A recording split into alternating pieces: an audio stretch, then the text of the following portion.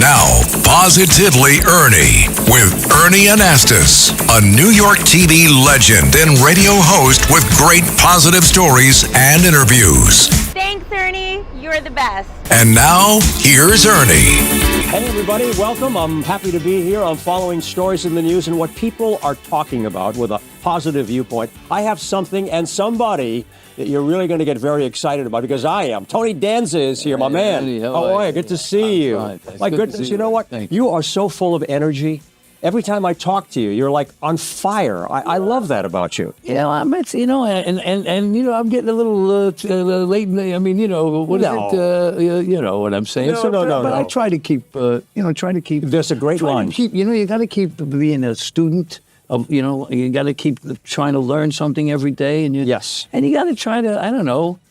It's hard because, sometimes you read the paper, it's depressing. Yeah. Well, listen, you can get really down. Yeah. But, it's all about attitude. And you and I both know that. You've got a very positive I'll tell you what, though, attitude. I have going for me, though, right now. Yeah, go ahead. So there's a line I use in my play. It's a very famous line. Yeah. You're only as happy as your least happy child. Oh, yeah. And it's very true. I mean, I don't care what anybody says. But right now, I have 3 children. I have a boy, a son, and 2 daughters. And you got a wedding coming up. I have a wedding coming up in December. And that fits with what I'm about to say, is that I'm enjoying the gift of my children's happiness. Isn't that great? They're all in a great spot. My son's doing great. His boys are doing great. Wonderful. My other daughter just got married last October. They're doing great. Good for you. Business. Yeah. And now the other one's getting... This is the progress. This is the evolution of life. So that's why I think I'm a little bit up... Tony, you're absolutely right, because if you have, good things happening in your life, but it also depends on how you look at things, right? And you have that spin that says, okay, there are problems in the world, whether it's in the news or in your life,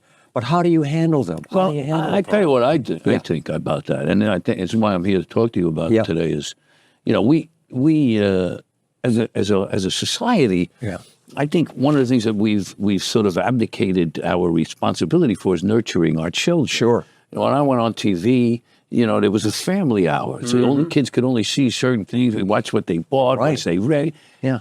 Now they're just customers like anybody else. Well, it was appointment viewing. That was the other thing. They knew that you would sit down and watch the show at the same time. Well, that's another thing I think that is adding to the fragmentation of our society. Yeah. We don't have the touchstone of TV that we all used to watch the same thing. I know. And remember, I had a guy come up to me at a Comic-Con. I was at a Comic-Con in Salt Lake City. Okay. Fan X. Good guys. But anyway, guy comes up with his daughter. She's about 29. She's about the age of my youngest daughter. And he says to me, I used to watch Who's the Boss with her when she was a kid. We'd watch it together. Oh, sure, classic. I was like so thrilled. I said, oh, it's really great. She says, no, he says to me, he said, because of you. You made me a better father. Isn't that nice? Now, wait a minute. First of all, okay, it's an amazing comment.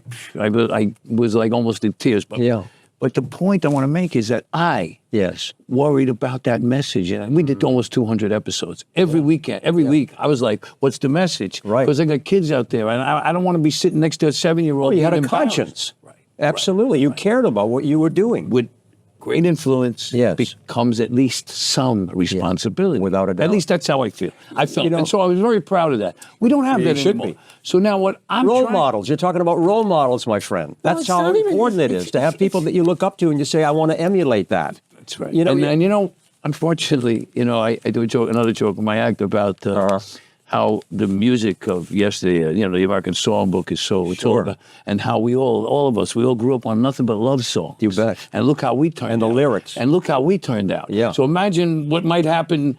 I just feel like we got to do something about the kids. That's why I've been at the Police Athletic League for the last 8 years. I know you have. Working and doing a teen acting program, which now I've taken out on our own.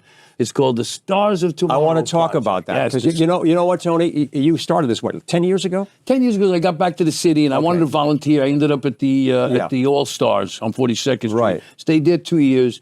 Went to PAL. Right. Police Athletic. I was a PAL kid when I was 12 in Brooklyn. So, So I went to PAL. We were there for 8 years. We engaged over 5,000 kids. Ernie, we got over 200 in college. This is incredible. It's an acting program, teen acting, because when you teach a kid how to act, You teach a kid how to I act. love that line, and you use that a lot. I love it. Now, wait a minute. You do so much to help out kids, and you've got a big event coming up October 26th. It's our first Pershing Square, 42nd. It's our first benefit show. Yeah, tell me about because I left Powell and got a 501c3, so we're a legit standalone nonprofit, and it is called the Stars of Tomorrow Project. And our first benefit show, I'm so excited about it, is October 26th at the Persian Square Signature Theater on 42nd Street. It's going to be in a style. Tell me about it, because it's an old style variety show. That's what I heard. It's like an Ed Sullivan show. So we have a host, myself. I'm going to co-host with one of the kids. His name is Kame. He's a wonderful kid. Yeah. And we're going to do a show. We got a bunch of different acts, a bunch of different things that the kids do. I also have some celebrity guys who are going to show up and maybe do something. I got to, But you take great, pride in helping others. And that's what you're all about. Because I know that. I hear you talking all the time. But I want you to know, there's a certain self thing about it. Go ahead. Number one, people say, oh, it's so great you do this. It's great for me. It's good. I feel good about it. It helps your soul. Makes sure it's good for me. Of course. The other thing is, Ernie, we're New York guys, right? Right. I'm a kid from East New York and Brooklyn. Mm-hmm. I'm born on Pinkin Avenue on Bobby's. Oh, yeah. My father's a garbage man for the city. I know that. And when we moved to Euclid Avenue, I lived on the block. He used to work. I used to do a joke that I was so proud of him because he used to drop me off at school with the truck. And the name was Ernie Danza. Ernie Danza. That's it. And when I was fighting, I had a manager said to me, you know what would sound good? Tough Tony Danza. I said, he came up with the name. Of course. So I said, I got to talk to my father about it. I talked to my father. I said to my father, Dad, Joe Scotia wants me to... What'd he say? Tough Tony Danza. He goes to me, you don't like the Aya? I can hear that. I can understand it, So my point is, I'm a Brooklyn kid. Yeah. Garbage man son from Brooklyn. Mm-hmm. And somehow I ended up on TV. Well, you know what? Somehow I ended up being... Wait a minute. Whatever. Yeah. Don't get me wrong. Somehow, somebody went, you, come on. Yeah. It was in the gym, wasn't it? Yes, At a boxing gym. Yes, it was in a boxing gym. Yeah. But my point is, there must be a reason I got to do. There's got to be something I got to do with it. Right. I can't just go and enjoy this thing. No. I got to do something with it because the other shoe may drop too, by the way. Tony, you know this. One of the most important things in life, and I've learned this through all the interviews I've done, people can have all kinds of things in their mind, right? More, better, different. Okay. But there's one thing that changes everything. Purpose. Yeah. You got to have a sense of purpose in your life. And you have that. It makes you feel who you are. You're a gift. You have a gift, and you're using it. I really believe that we're kidding ourselves if we think that these kids... See, first of all, compare your childhood to the childhoods these night and day. Okay. So now I really believe that we are fooling ourselves if we think that they're going to experience everything they're experiencing, watch everything they've watched, listen to everything they've watched, all of that, and then one day just go, it's time to be well-adjusted. That's not going to happen. And we have to. I'll be honest with you, Ernie. I'm so proud of the program. Yeah. Because the program changes kids. The most defensive, angry kid comes because it's free, it's acting. Let me go see, Yeah. Then he gets there and he sees there's a kid from another borough. That's enough to turn him off. Right. But then, after a couple of times, this is you talk to him, you say, hey, what do you think? He goes, I have to support my ensemble. Oh, that's great. They make a snap change. Of course they do. And one of the things you learn when you work with kids is that they don't know what they don't know. Exactly. In other words, we could know it, he could know, everybody knows it, but they don't know it. Right. Like but they want to learn. One of the things we're doing in the show is, in the program, is we're doing a wellness component. Yeah. Oh, yeah, I want to teach kids how to shop and how to cook. Good. They Why not do that? More independent. So I took a bunch of kids to a supermarket. We shopped. We got some chicken cutlets, some breadcrumbs, some broccoli, some salad stuff. Then we went on a Zoom and we made chicken, breaded chicken cutlets, and I showed them how to do it. And now they're clamoring for a meatloaf. Of course. Well, you introduce it. One time when I was in junior high, we had a career day. Everybody comes out there and talks about different careers. And I went to my homeroom teacher, Miss Evelyn Ryan, and I said, Miss Ryan, how do you know what to do with your life?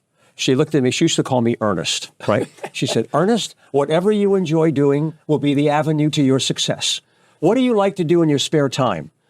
I said, I built a little radio studio in my basement. She said, that's it. So if you go out to young kids, right, and that's what you're doing, you ask them, what do you want to do? What do you love? Well, you see, they light up. You see, and here's the secret, though. Yeah. The secret is that they come for the acting, but we teach them about life. Exactly. That's the thing. Yeah. See, I mean... Well, you're like a good parent. Well, I'm like a good father. I'm at least trying to be an adjunct or a part of it. Yeah. You know, I'm trying to... Listen, I just think, our kids deserve this. We should They do do. this. Tony, I mentioned earlier the word heroes and role models. And I know how important that is. No. If you look at surveys, you ask kids, who's your hero? Who's your hero? You know what they say? My parents. Of course. They don't talk about, personalities and celebrities that much. They talk about their parents. We need that, man. We need you. The country needs you. The city needs you. No, I'm serious. Take it easy, Ernie. But I'm telling you, we're going to have a show. The show's going to be so terrific. Over the summer, we were at Governor's Island. We had a little bit of they let us have a house out there for a headquarters. Nice. So we were out there, and we were doing shows. Shakespeare with a 90s twist. Let me tell you, first of all, I can't believe how these kids gravitate to Shakespeare. It's unbelievable. Of course, they find all the sexy parts, but they just love it. And then they add this, this 90s twist, not 2000. 90s. How do they do it? What do they do? There's a little rapping. There's all sorts of dancing. It's unbelievable. It's really great. And one of the other things. So one of our guiding lights. Has been Rudyard Kipling's poem "If." If I particularly love it, and in a way, Rudyard Kipling was actually a rapper. I don't know if you know that. Interesting. Yes. So Interesting. Let me give you a little example of it. Let me lay down one of Rudyard's rhymes. Okay, let me hear it.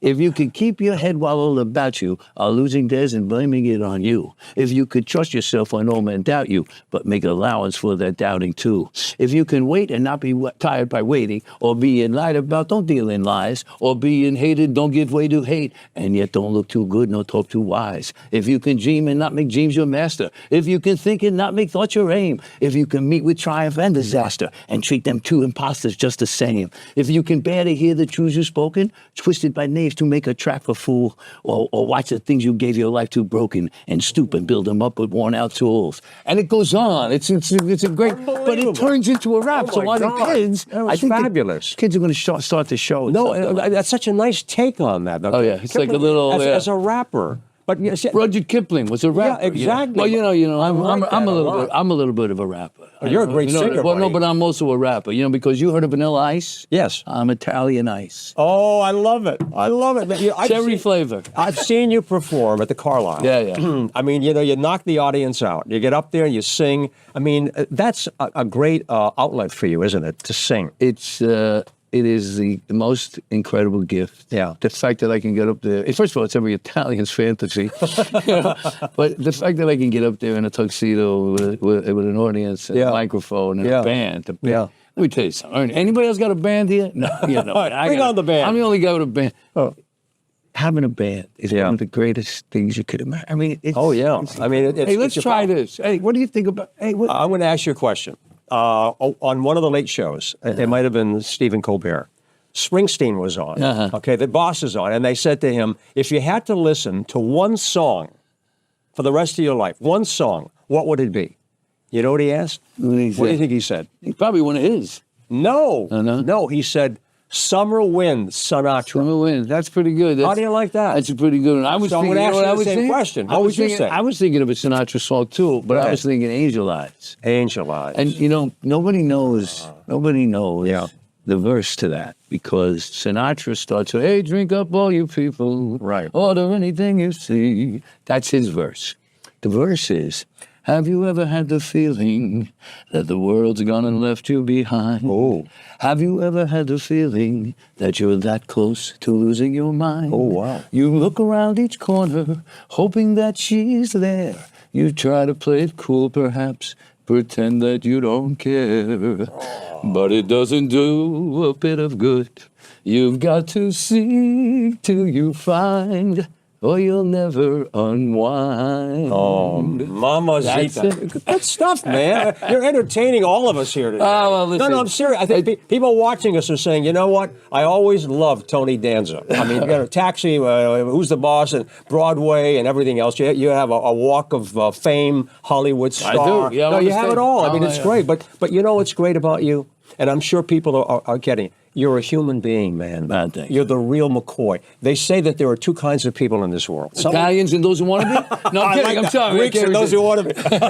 My big fat Greek wedding. No, there are two kinds of people. Someone who walks into a room and says, "Here I am," and someone who walks into a room and says, "There you are." Yeah. And that's who you are. You're looking to help these kids. Stars of Tomorrow, October 26th. Yeah, go online. It's starsoftomorrowproject.com. We can get tickets. You can get tickets. Please come to the show. Sponsorships.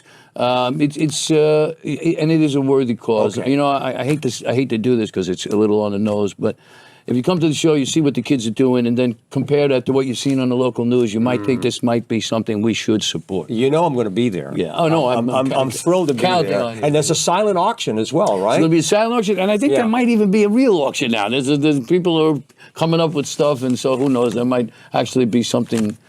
It's going to be quite a night. We are so pumped. We are so excited. October 26th. And we're going to be there. We're going to have a great time. And I applaud you for what you're doing. Thanks helping for other having me people today. and being I a appreciate it. genuine guy. Tony Danza doesn't get any better than this, folks. The best in the Ernie, business. thank you. I love you. You know that. I know you Thank do. you so Thanks much. much. Positively, Ernie. You got it. See you next time. Thanks for watching.